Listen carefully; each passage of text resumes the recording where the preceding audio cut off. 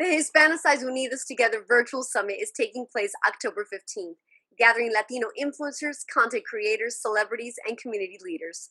Joining us to talk about this special event is David Chitel, Jessica Flores, and Enrique Sapene. How are you?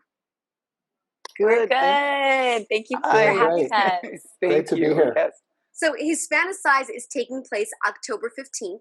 It's in perfect timing with Hispanic Heritage Month. Is that a coincidence? It is not. It is not. It is very carefully choreographed to coincide with the very last day to give us the maximum amount of time to put on the best possible event. This is the 10th year of the event, your second virtual event. Share with us what viewers, and I can actually say viewers since this is a virtual event, what can they expect? Jess, Enrique, they're our hosts, so I'll let them take it away. Go ahead, ladies first, Jess.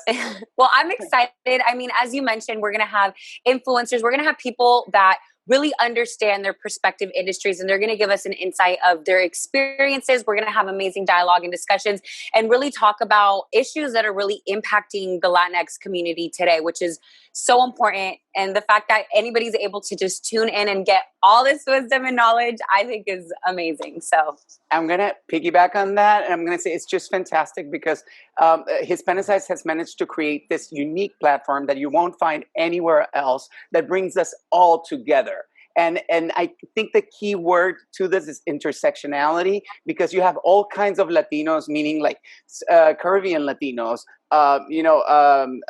Central American Latinos, North American Latinos, and then you also have, Afro Latinos, you have LGBT. So anybody and everybody will find that they will be represented in the summit. And what are some of the topics that you hope will be discussed? We have a panel on Latino unity and empowerment. We have keynote speakers like Jessica Alba talking about her Latina roots and her hugely successful business, of course. We're going to have influencers, business leaders, marketing executives. What am I leaving out, guys? Well, everything, because I think that also one of the things that is incredibly fascinating is that you also have from like the Jessica Albas right now, who's like, a powerhouse, to like Solo Madrileña from Cobra Kai, who's like now starting and it's a rising star. So you're going to get all different points of views. You're going to get the younger ones. You're going to get like, the more experienced and seasoned ones. So everybody will have like a piece to take out of the experience. So you mentioned some celebrities. I know there are also going to be content creators, entrepreneurs. What element will they bring to the table? Well, creators are, sort of the basis of what Hispanicize came from. And so they're going to be talking about their experiences. A lot of these creators are entrepreneurs. They have their own businesses. They've had to create content in a very, we'll say, uncertain time. Some of them are doing comedic content in a time of COVID. Imagine running a business around that, and yet people have found a way to sort of use their voice for good and sort of persevere going forward. We're definitely going to be talking to people who, have their own businesses and highlighting them, and people who are doing good in the community. And as Jess said, it really runs the gamut, and it has something for everybody to take away from. But mostly it's a message of unity and empowerment for the Latino community, again, in this crazy time, to come together as one and really use our voice. Back off of what you were saying, Dave. I mean, think about it. If you are somebody that is wanting to be a content creator, wanting to start a business, you literally just don't know how. You don't have the resources. You tune into this virtual summit and you hear from people doing it every single day, defying all odds every single day.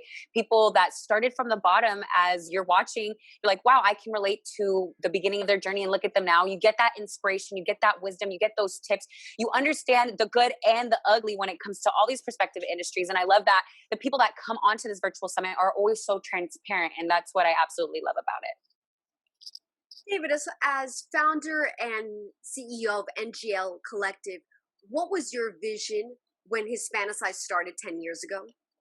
Well, it's funny you should say that, because we acquired Hispanicize last year. So in its 10th year was actually my year one of Hispanicize, although I've been involved in events for many years. So it has a beautiful legacy behind it. It really means a lot to the Latino community, in particular, millennial, younger generation influencers, content creators, just like Jess and Enrique are here, hence our hosts and representative of the audience. So we just wanted to sort of do right by the legacy of Hispanicize. We had a big live event in person in Los Angeles in October. We celebrated it big. We had Rosie Perez there, John Leguizamo, my business partner, was there. Lots of celebrities and influencers and everything you're hearing now. The difference is, it was obviously not open to the world. And unless you lived in LA or traveled there, you weren't going to experience it. Now, necessity being the mother of invention, we have 7 times the amount of people who are able to attend. By the way, did I mention it's free to the public? And the way we're able to engage with this audience and do really cool, native digital, if you will, things that you could do offline, but it's not the same, in a native digital environment. So we were able to pivot the event, I think, for the better of everybody. And we've really definitely turned this into a positive for the community. We'll see if, we'd like to go back to doing in-person events, but this seems to be working for us. I personally David, I just have to say it, but to me, it's just because the experience is so inspirational and aspirational. I think it's fantastic that we have the opportunity to do it virtually, because that little kid that is in the middle of nowhere, who's Latino, who doesn't feel represented, who doesn't have a space where he can, maybe he wants to start, like Jess said, creating content, or wants to break into the business, any business, because you're going to have, points of view from everywhere, will have a safe space to go and learn and get inspired and motivated and feel represented and feel that they can move forward and become like some of the role models that they will have on the screen. Enrique, you've brought up some really lovely points. You've talked about representation.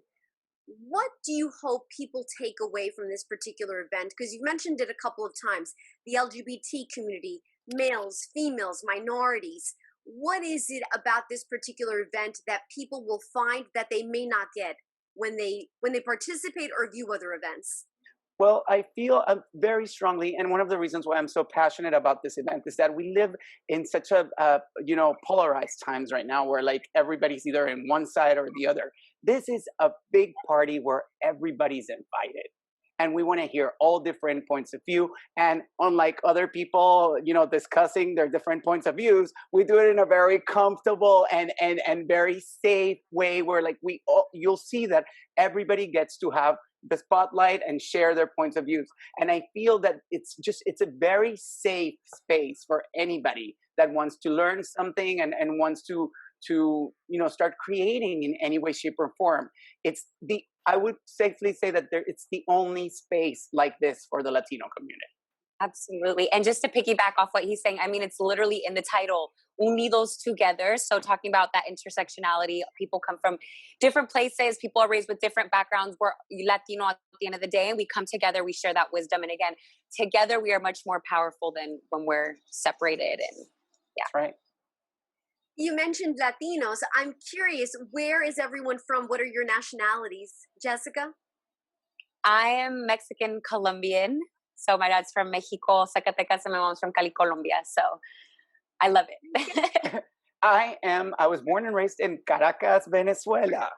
So, but again, what I was saying, it's there you have a little bit of the Mexican experience, the Venezuelan experience. I'll let David talk about his, but and we all come together and we all bring a little flavor, Este trae el chile, el otro trae la arepa, el otro trae, so bring a little bit over here. yo vengo con la sangría. Exactly.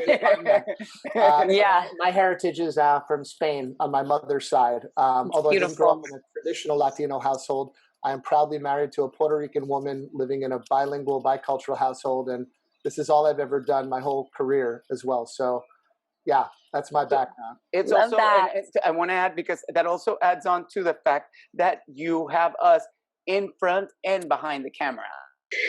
Well, we have something in common. I am of Colombian descent, born here, grandparents back from Spain. So Jessica. Hey, girl. You and Enrique, we're neighbors. We are. Yes. And I was like, it's these beautiful ladies with those cheekbones. It's those Colombian girls. Beautiful. You're so sweet. You are correct, though. If you have it in front of the camera and behind the camera, there is a little flavor. There's something that's a bit different. Every culture brings a different element, And I've certainly noticed that you bring Latinos to a party and the music goes on. The food is slightly different. So can viewers expect a little bit of that? How do you do that virtually? Can you expect to see some of the Latino flavor online?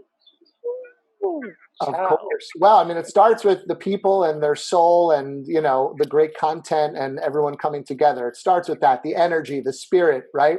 But outside of that, yes, we are going to have food and music and all the great traditional things that you would think represented, at least in some small way. It's a long day. We cover a lot of ground, as we've been saying, but it'll all be in there. Un sofrito, if you will. Yeah. Great stuff. How challenging was it to put this event together virtually? Did it make it easier or did it make it a little harder? And when did you make the decision that you, in fact, were going to have this event once again? Yeah, well, there's this thing called the pandemic, and sort of, you know, got in the way of our plans. I was actually going out to Los Angeles myself, looking at venues and all that. And all of a sudden, you know, the world stopped, and we said, you know what? We have to keep going with this. It's super important for all the reasons Jess and Enrique have stated, you know, to keep going with the legacy that we have here, to connect with our audience. And frankly, you know, it's part of our business too. We had to reimagine what this was going to be. It has pluses and it has minuses, if you will, but overall, I'd say it's somewhat equal to putting on a live event. The difference is, you know, it's just a lot of coordination in advance with a lot of schedules on different days, as opposed to be here this day, this time. You can imagine when it's virtual, it's like a giant jigsaw puzzle. But you will see it all comes together extremely seamlessly on the day of the event, como si nada. It's going to feel like we just snapped our fingers and made all these people appear. It's crazy.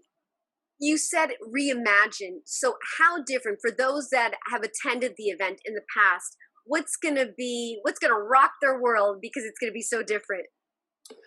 I think, you know, what's made it different too is the accessibility to the different types of speakers. We've always had amazing speakers, but right now, let's just say people are going, I'm home. I want to be active. I want to connect with the community. You know, for the virtual event, we do things like we have a virtual scavenger hunt. You know, that doesn't happen, you know, at the live event. Help me, Jess, Enrique. What's it like for you? Well, I think that what people are going to discover is that even though it's like, you know, some hours that the event happens, it just flies by. All of a sudden, before you know it, it's like, where did that go? Because I also feel that when you attend to the one in person, there's like a lot of shiny things, meaning like there's so much interactive stuff and everything. Here you're like you're on the screen and you feel immersed in the content and you're part of it and you're interacting and you're playing games and you're participating. So again, before you know it, it's like, what happened? Where did it go? Yeah. You know, it's gone, it happened. And you're just like, I feel like it still leaves you like craving more because it's so much fun. Yeah, absolutely. And again, just to kind of piggyback off that, like when it's on our end, we see the comments coming in, we see the interaction, we see how people are having their own discussions in the chat box that we have on the side. And what's also amazing is I know on the last virtual summit, you actually, if you missed a panel or you couldn't, you know, unfortunately attend one of the panels, you could just watch it back at a later time, which just doesn't happen with the live one. If the live one, you have a scheduling conflict, unfortunately, it happens in real time and you can't.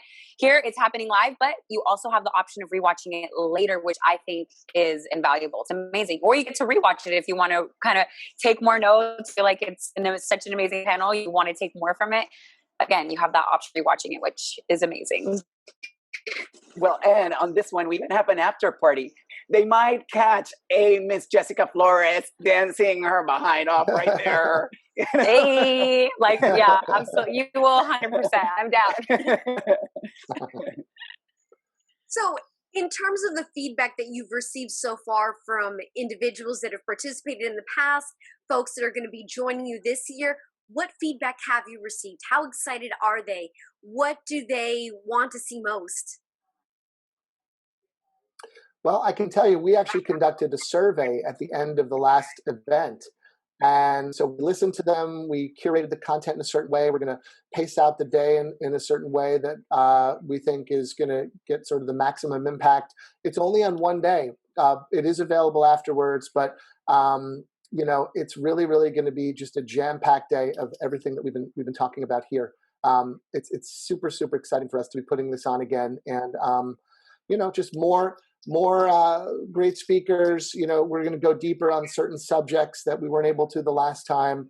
We're going to try and interact with our audience a little more. Something I didn't mention before is, Jess and Enrique will be live in the studio on the day of the event, and making this feel more like a show, if you will. We're here to entertain you, excite you, to celebrate you, to empower you. It's not going to be just like a typical, online, if you will, experience. It's definitely going to be more of an extravaganza, if you will. So we're going to take that to a new level. You mentioned talking a little more deeply about certain subject matters. In 2020, quite a few things have happened. Yeah. We've had the Me Too movement. We've had the Black Lives Matter. So many things have happened. This will be an unforgettable year. When it comes to Latinos in Hollywood, in the entertainment industry, what is your goal? What is the goal that all of you have as the ones that are presenting this particular event, that you want executives to take away, that you want these content creators to take away about the importance Latinos have in the entertainment industry? Oh my God. I could take that, and then I'd love to hear Jess and Enrique's point of view too. We have celebrities, but they're not only there talking about Hollywood, they're there talking about unity and empowerment and how to galvanize the Latino community. They're there talking about their businesses. You can't put us in any one homogenized, if you will, box. And that's one of the things that, often happens, and couldn't be any further from the truth. So we're going to celebrate all the diversity that there is within the Latinx community and get different perspectives from people who are famous and some people who are not famous, but are extremely informed and have a voice to share. And, you're going to see people who would maybe not normally share a stage together, and they're in this virtual environment. And all of a sudden, you have John Leguizamo next to Kim Guerra, who goes by Brown Badass Bonita, and she's an activist and an author, and they had never met. They still haven't met, but, we just did one with them the other day, and Edward James Olmos and Monica Ramirez, for example. So you're getting all these diverse voices in this virtual environment. It's so cool how we're, sort of getting an intersection of all these different people. Jess, Enrique, I don't know what you want to add to that. Yeah, and I think similarly to what you were saying, I think it's important that they go on there and they really explain to the community that I think going out there and supporting each other is like the number one thing. If we're not supporting each other at the end of the day, we're not going out consuming the media that our Latino brothers and sisters are producing, or we're actually voicing our opinion to the people in the room that are standing up for us and our type of representation in these companies. I love that they're able to spread that message within their panels. And that's one of the biggest takeaways that I'm taking away from this is how can I continue to support my fellow community so that we can continue to get the representation that we deserve. And I want to add on to that is that on the point that you made about this year being a mental institution, craziness all over, left and right, up and down, is that whether you are a CEO of a company or it's you and your family, you get to live the experience of what happens when you give Latinos the space to create in front and back of the camera, which is, giving us those voices, and you'll see the magic that can happen. Studio executives to give us those platforms, give us take this as an example of what can really happen when you open these opportunities for us and really let us fly. And trying that whole conversation of like, oh, but how do I reach Latinos? We're putting it right in front of you, brothers and sisters. It's like, here it is. Just take advantage of this opportunity. I wish that as a kid, when I was dreaming about, in Venezuela, of living in Hollywood, that I would have had the opportunity of something like this. And it's finally here. And you get a chance to experience it for free. Love that. David, as someone who's been in the industry for quite some time now, have you seen positive changes? There have been positive changes. Have you seen enough changes happen in the entertainment industry when it comes to Latinos and minorities in general? There's certainly some positive things you could take away, and I'll say individual success stories. But no, on the whole, if you will, my business partner, John Leguizamo, likes to call it Hollywouldn't, not Hollywood. And there's a reason for that. We're still severely underrepresented on both sides of the camera, and there's still a lot of work to do. There are some positive things happening, but no. And unlike John, not everyone's able to go and create a one-man show. That's what he had to go do in order to express himself artistically and actually make a living at it. And he was one of, few to succeed at that level. There's just got to be a better way to get better representation. We'd like to think we're one small way, but this is us representing ourselves. We need people outside of our community to open their doors more so than have been the case. You've given us a glimpse already of what we can expect behind the scenes. So now I'm curious, take me a step deeper. How many locations are we talking about? How many cameras?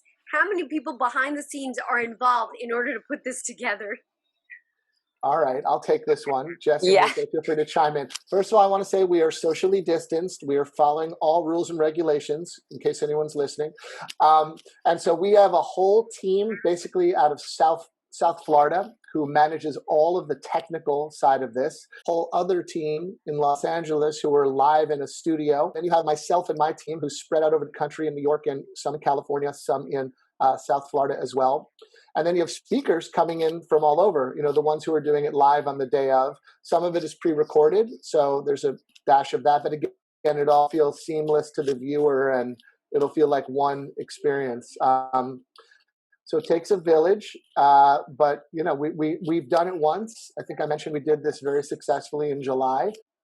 For Enrique and Jessica, you talked about some of the anecdotes, some of the things that are going to be that will be happening that will engage viewers.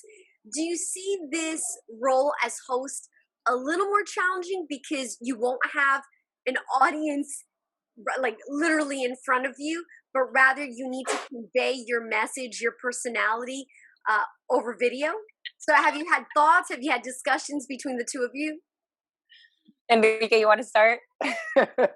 Well, I mean, I just have to say one of the biggest blessings of this project is that I've created this Hispanicize family with both these amazing people that are right here with me.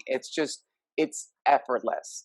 So in all, it's just such a great experience, and it's just who we are. And if you have ever been in a living room with a Latino family, you know exactly how this feels. So you're prepared. Remember, we're prepared since literally because we're kids for this kind of situation. So literally. and honestly, Enrique being my co-host, it makes it so seamless. Yeah, there isn't people there in front of us giving that energy, but we both have backgrounds in hosting. He, was on TV and there's no live audience. So he's used to just having his personality carry him. I come from radio. There is no audience there either. So it is just you and a mic. So this is pretty familiar territory for us. I don't think I've ever hosted a virtual summit. I think that was the first time for the both of us. But again, when you have two hosts that, are professional and we can bounce off of each other's energy so seamlessly. I mean, I don't even get nervous. I'm like, when I'm faulting, he's going to come in and pick it up. And I know I have his back in the same sense. So I do not get scared or worried at all when I have this guy next to me. We talked a little bit about the types of individuals that are going to be there. David, you talked about John Leguizamo. I mentioned to you off camera that I had the pleasure of interviewing Ben De Jesus recently about an Emmy nomination that he received for Raul Julia, A World to Stage. Share with me about a little bit about that project, because I know that you collaborate with him to some extent on numerous projects. How did you feel about that project and where that lies in the growth that we want to see among Latinos? Well, I'm so proud of Ben. He's been my business partner for the better part of 10 years. He is the person who runs our studio, aptly named NGL Studios. We've done many documentaries together. That was our third. And I think it's the one he's frankly perhaps most proud of. It was a dream he had, and an icon. He did others on John Leguizamo, who obviously we work with as well. But this one was particularly special for him, and telling stories and sharing the life of this iconic figure, and hearing what he went through in those times, and then hearing perhaps sadly how some of the things he struggled with are still happening today. But again, bringing his story to life for a younger generation was really, really inspiring for him. And telling stories that otherwise wouldn't be told, and giving a voice to people, and and putting ourselves out there in the way that we do is sort of part of the DNA of what NGL is all about. We do it, of course, through documentaries. We do it through our work with brands, and it's just sort of part of our mission as a company. So, I mean, Emmy nomination, there was not a really good representation of Latinos at this year's Emmys, and then here we were being nominated. It was a real honor, and I'm super proud of Ben De Jesus. He's unbelievable. Enrique, you mentioned numerous groups being represented, including the LGBT community. Will there be individuals or discussions talking about this particular topic and the importance and the fact that they're continuing to bring awareness and their projects that are being worked on? Oh, absolutely. And I'm telling you, honestly, no topic is off limits in this summit. We'll be addressing everything. In the case of LGBTQ conversations, we have representation galore. Some of the biggest and most influential voices right now are going to be with us talking about not just their experience as members of the community, but as being Latinos, as being Afro-Latinos, which are also often treated like they're like the missing link, because they have to choose whether they are Latinos or they're Black. And then imagine being Black, Latino, and on top of that, LGBTQ. So those are the kind of difficult conversations that nobody has that we're going to be having. And I think the best example that I can give you is like the Black Lives Matter movement, for an example, that how they address so much the trans people that are dying, is that when you support a movement like a Black Lives Matter, in our cases, we're Latinos and we're united, it's that you have to support everybody in the community. You can't just pick and choose which parts of the community you're going to support. And at the summit, we support everybody equally, and we're just lifting everybody equally because we're all family. Well, I am so delighted to be part of your family, at least for a few minutes. And I'm so excited as I hear about all the different things that are going to happen behind the scenes. Again, we want to remind viewers that this event will take place on October 15th. What will be the time span, the hours? And I want everyone to know also, should they be mindful of Eastern Standard Time, West Coast? Share with me the hours. Yeah, straightforward. We're going to be on Hispanicize.com. Just go to that in your browser. It'll be right there for you. Nothing to do. And we're starting at 9 a.m. Pacific, 12 Eastern. And depending on how it goes, we'll see. It'll probably be a 5.5 hour day. But as I alluded to, we took a survey the last time. We thought, was that a bit long? People were like, no, we wanted more. People just wanted us to keep going. So if we do it right, I think you're going to feel like it just flies by and you've been with us and just had a great time the whole way through. Well, I want to thank all of you for taking a little bit of time out of your schedule, and make sure, viewers, that you tune into Hispanicize October 15th to see an array of celebrities, of entrepreneurs, content creators, everyone talking about all the important topics that need to be discussed in 2020 about the entertainment industry, about the involvement that Hispanics have and the impact that they're having. Thank you to all of you, and good luck. Thank you so much. Thank you for having us. Thank you.